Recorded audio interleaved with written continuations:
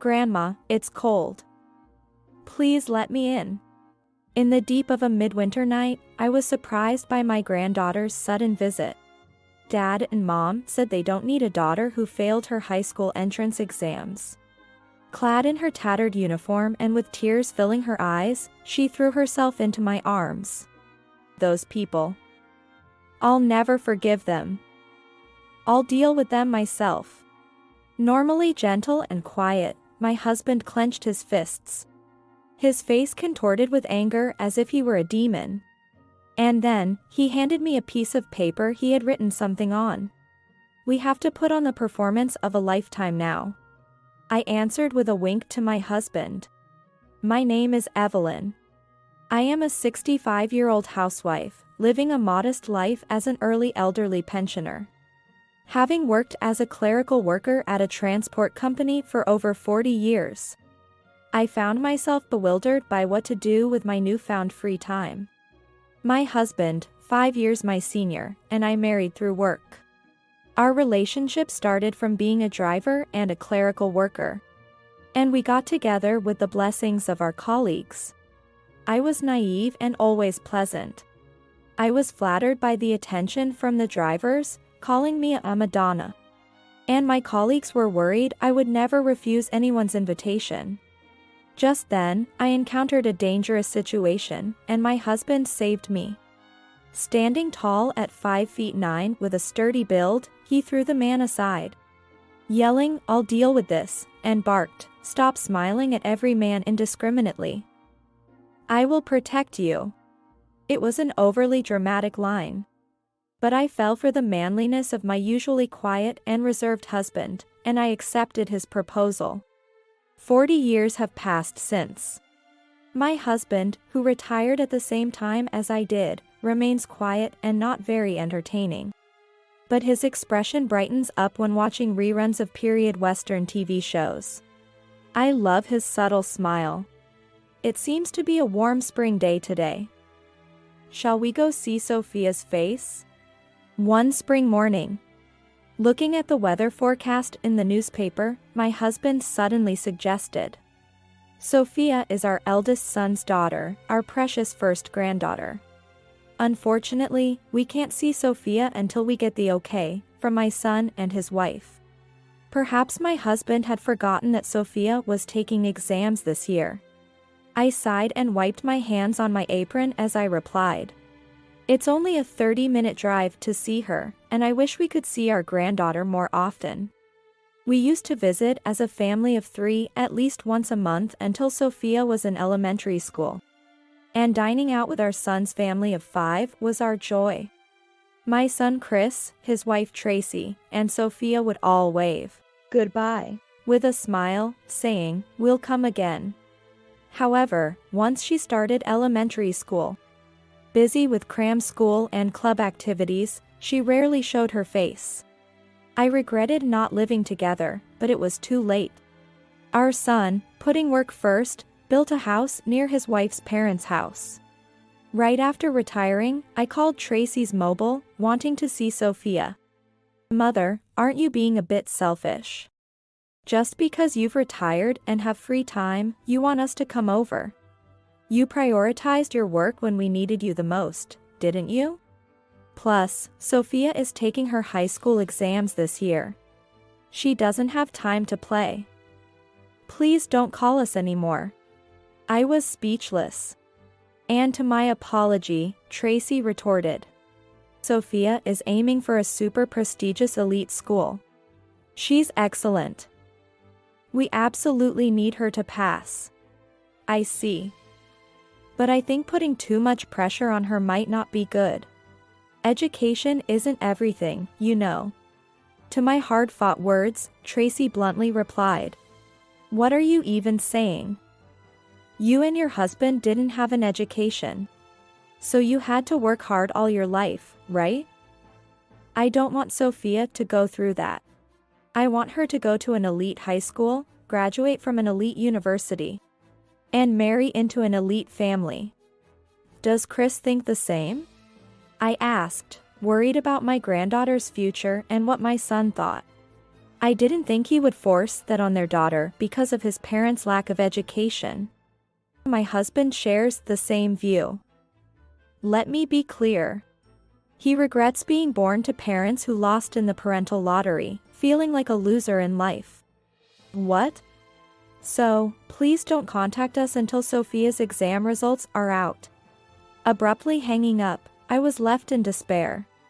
Although busy, I felt guilty for not being able to take my son out more often when he was a child. But being told off like that made me feel sorry for my hardworking husband.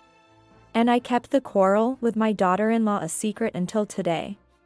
It's about time we heard something. Sophia took the exam at a private high school, right? The exams are over. There should have been an announcement by now. Hearing my husband's murmurs while reading the newspaper, I had a bad feeling about the lack of contact. The incident happened that night. Despite the warm daytime, the night was bitterly cold. Waking up to go to the bathroom, I heard someone knocking on the front door as I walked down the cold corridor in my gown. Huh? Is someone there? Grandma, it's Sophia. I'm cold. Please open the door. Sophia? Is that you, Sophia? At such an unexpected time. I was shocked and opened the door barefoot. Sophia. What happened? Honey. I called my husband with a voice louder than I expected and hugged Sophia. What happened? You're so cold. Where's your father? Your mother? Bombarding her with questions, Sophia was too shaken to answer. I quickly took off my gown, wrapped it around Sophia, and lifted her into the house. Sophia, isn't it? Hey, what happened? Quickly, bring her in front of the fireplace. Alarmed by my frantic call, my husband came to the entrance immediately. Quick. Take her to the fireplace, quickly. Sophia's limbs wouldn't stop trembling, cold to the touch, her face and lips blue. The chattering of her teeth indicating the severity of the situation. I was told I'm not needed. Sophia managed to squeeze out the words. What do you mean? Dad and Mom said they don't need me, so I left home. Never mind that for now, warm up by the stove first. I'll make you some hot honey ginger milk, just wait. Dear, please turn on the lights quickly. Trying her best to explain her situation was Sophia. I turned on the light and was stunned by her appearance. She was in shambles. Perhaps it was her school uniform. A white blouse and a navy blue pleated skirt. Over it, she only had a gray hoodie. I fell on the way here. It hurts. When I moved Sophia's hand, I saw her tights were torn at the knee. You're hurt. Honey, could you get the first aid kit, please? Do you have any other injuries? Hearing Sophia's injuries, I was shaken. But my husband's voice telling me to calm down reached my ears. Being a truck driver who had witnessed numerous accidents, he was more composed in emergencies. Once you've calmed down, tell us everything that happened. The husband gently urged Sophia to drink the hot milk. As her body warmed up and she looked at our faces, feeling reassured, she began to explain her situation in bits and pieces, crying. I failed my high school entrance exams. I didn't pass. I failed. Dad was disappointed, and Mom was furious. They said I'm not their child anymore, that they don't need me. What? I don't think they meant that seriously. Soothing her crying back, Sophia started to sob. Dad and Mom said they don't need me because I failed to get into the elite high school. The thought that my son and his wife, rather than comforting Sophia, struggling with the pressure and disappointment of failing, told her to leave was monstrous. Furious at the parents' cruel treatment, my body trembled with anger. Looking at my husband, his forehead vein popped, frowning deeply, his fists trembling. This is ridiculous. My heart sank at my husband's shout, resembling the fury he had when he threw a driver harassing me 40 years ago. Grandpa isn't angry at you, Sophia. Are you hungry? You should take a bath now. It's best to warm up and sleep well tonight. Right, let's do that. Sophia, having cried and calmed down, nodded and finally smiled. I intended to call my son immediately to come and pick her up, but my husband stopped me. I'll never forgive them. If we send Sophia back now, they might say the same thing. I have a good idea. I was startled by the smile of my usually quiet and humorless husband. His eyes were too sharp and frightening. What are you planning to do? If he went as far as laying hands on my son, let alone Tracy, it would be terrible. Known to be frightening when angry, I wanted to scold my son too, thinking of Sophia's tears, but it was crucial to make them apologize first. I'm glad you came to us. To walk all this way. Sophia, you're dear to us. His eyes, sharp until a moment ago, softened with love for his granddaughter. I felt relieved by my rational husband. I want to discuss something with you. I'm thinking of letting Sophia stay with us. Huh? I was taken aback by the unexpected suggestion and looked at my husband. She's our precious granddaughter. The time we couldn't see her must have intensified our love for her. I understood the sentiment but shook my head, thinking it was impractical. I understand how you feel, but that's unreasonable. She still has school, and her parents are just upset because things didn't go as expected. If we contact them tomorrow, they'll come to pick her up immediately. No, nothing would be better than that, I think, though it's just in case. However, though, it's infuriating. It's frustrating to just send Sophia back easily. We have to teach them a lesson. Justice, justice.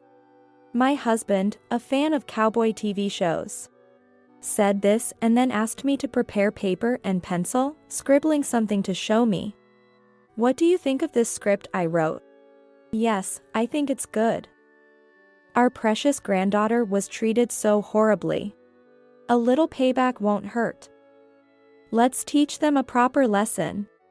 I, usually pragmatic, thought there were good lies and bad lies in the world. I wanted to teach my son and his wife a lesson with a bad lie. I guess we have to put on the performance of a lifetime. I answered with a wink. The next morning, after checking that Sophia was sound asleep, I called Tracy. Hello, it's me. Oh, Evelyn, do you need something? Excuse me? I was shocked that Tracy answered so calmly, knowing her precious daughter had been missing since the night before. If there's nothing, I'm going to hang up. I have a headache from a hangover. What? I was speechless, poked by my husband beside me. I took a deep breath and read the lines my husband wrote late at night. Where are you now? At home. Why? It's not just a why. Sophia is in trouble. We just got a call from the police. I think my acting was very convincing, but Tracy, far from being shaken, clicked her tongue lightly and said, Sophia? Oh, she ran off somewhere after failing to get into high school. She's been taken in by the police, hasn't she? Why would they contact you, though? Well, whatever. I have a headache. Could you go pick her up and bring her here? How am I supposed to bring her there? By car, obviously. Tracy, please listen calmly. A car is out of the question. Of course, so are taxis, buses, and trains. She's gone to heaven. The only vehicle for her now would be a hearse. What? Living for 65 years, I felt my blood boil for the first time. I was furious because Tracy, hungover, mentioned that my son Chris hadn't come home last night either. After finishing the conversation with Tracy, my hands were trembling as I dialed my son. Now, it was time to deliver the script written for him. Chris, where are you right now? What's with the call so early in the morning? I'm at work. I just got a call from Tracy. Sophia is in trouble. She said she couldn't reach you, so she contacted me. What kind of trouble? I heard she left home because she was upset about failing her exams. Don't tell me she's at your place? Sorry to bother you, but could you bring her home? That's impossible. It seems only the parents can do the identification. You need to come. Sophia is inside a hearse. What? Stop arguing and come over quickly. We played the performance of our lives. It was a line I hoped never to use again, but it was necessary to discipline them. This was the first step in what my husband called justice. The script my husband prepared had different reactions for Tracy and Chris. And I was impressed by his analytical skills and insight. Both were silenced by shock at my performance. It was their punishment for spending a night without worrying about their daughter's whereabouts. They should suffer until they arrive here. Imagine the pain Sophia must have felt walking all the way to our house. They should feel that pain, no, even greater sorrow. After I finished calling my son and daughter-in-law, Sophia woke up saying she was hungry. Pancakes, bacon, scrambled eggs and baked potatoes. I served Sophia her favorite dishes, and she ate a lot with the same smile she had as a child. An hour and a half later, Tracy arrived by taxi first, followed by Chris a few minutes later. You're her mother, and you didn't even look for your daughter. What have you been doing since then? And where were you all night? You were probably with that woman again. I was fed up with hearing their argument from the entrance. You two are causing a disturbance. Come inside now. My usually quiet husband's shout made Chris and Tracy shrink back as they bickered their way into the room. Why am I the only one being blamed? You've always left the parenting to me while lying about working and seeing other women. What, as if that's relevant right now? It is relevant. You're such a deadbeat, always cheating. So I wanted to make sure Sophia wouldn't have to marry someone like that. Which is why I wanted her to go to a good high school. What, as if you didn't choose this deadbeat yourself? Yes, I was stupid to choose you. I regret it. Their scuffle didn't stop even inside the room. I was both dismayed and disappointed in my own child and his spouse. Enough from both of you. My husband, fed up, shouted as he entered the room. Shifting blame is disgraceful. Aren't you concerned about Sophia's well-being at all? Faced with my husband's wrathful demeanor, Chris and Tracy looked at each other. Where is Sophia now? Their synchronized response in such a chaotic moment made me laugh dryly. Don't you care about Sophia? Isn't she more important to you than your own lives? Well, that's... Their synchronized response again filled the room with tension. When I thought she was gone, I felt relieved, like a weight had been lifted off my shoulders. We've been considering divorce for a while, but Sophia was in the way. Neither of us wanted custody or to pay child support. Shocked by their unbelievable statements, both my husband and I were at a loss for words. A child who failed to get into an elite high school is an embarrassment. I didn't want her anyway, so this worked out. I don't want her either. And let's split Sophia's life insurance money. How could they be so heartless? This was the second time in my life I felt utterly disgusted. I was glad I had asked Sophia to run an errand to the store earlier. She shouldn't have to hear such a conversation. I didn't raise you to be like this. What? Ah. As I approached to hit my son on the head, I screamed in horror at the unexpected turn of events. Are you even fit to be Sophia's parent? You bastard. Despite usually being quiet, my husband raised his voice and slapped my son on the cheek. "What are you doing? I'm going to straighten out your attitude." With that, my husband struck again. Eek! My husband, who had never raised his hand before, put all his strength into knocking my son down. Chris, holding his cheek and tearful, looked pitiful. Tracy started trembling next to me, frozen by the sight of her usually quiet and gentle father-in-law taking action. Justice served. After delivering 3 hits to my son and a lighter one to Tracy, my husband smirked and muttered. He must have been waiting to say that line. "I'm back. Grandma, I bought pudding and cake. I'll put them in the fridge. Oh, and I took you up on your offer and got some underwear too." Huh? What are Mom and Dad doing? At that moment, Sophia, returning from the convenience store, found her parents and was surprised. Eek! My son and daughter-in-law screamed as if they had seen a ghost. After all, they thought their daughter was no longer of this world, so their reaction was understandable. "Sophia, you're alive." It was my turn to silence my ashen-faced son and daughter-in-law. "Mom and Dad came because they were worried about you, Sophia. Isn't that nice?" Despite their horrendous behavior, I offered them a sliver of hope with my words. I see. But I won't be going back home." Sophia remained calm. "What? I'm going to live in this house." "What? After I graduate from middle school, I want to attend high school from Grandpa's house. The high school I really want to go to is closer to here."